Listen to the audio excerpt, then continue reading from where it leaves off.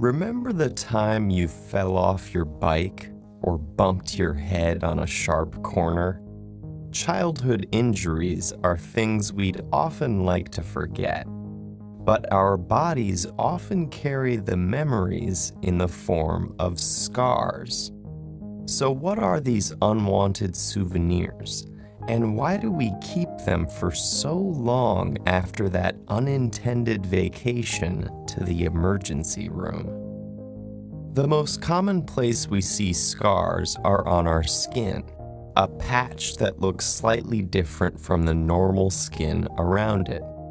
Often, this is considered an unfortunate disfigurement, while other times, deliberate scarification has been used in both traditional and modern cultures to mark a rite of passage, or simply for aesthetic decoration. But the difference isn't only cosmetic. When we look at healthy skin tissue under a microscope, we see the cells that perform various functions connected by an extracellular matrix, or ECM.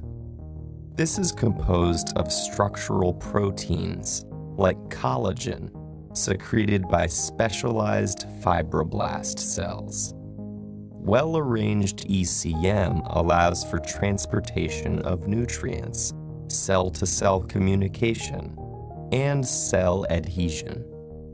But when a deep wound occurs, this arrangement is disrupted. During the process of wound healing, collagen is redeposited at the wound site. But instead of the basket weave formation found in healthy tissue, the new ECM is aligned in a single direction, impeding intercell processes and reducing durability and elasticity.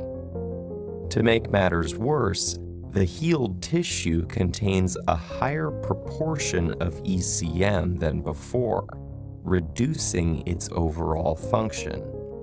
In the skin, the overabundance of collagen interferes with its original functions, like producing sweat, controlling body temperature, and even growing hair. The scar tissue is fragile, sensitive to changes in temperature and sensation, and should be kept in moist environments to maximize healing. This presence of excessive fibrous connective tissue in an organ is known as fibrosis.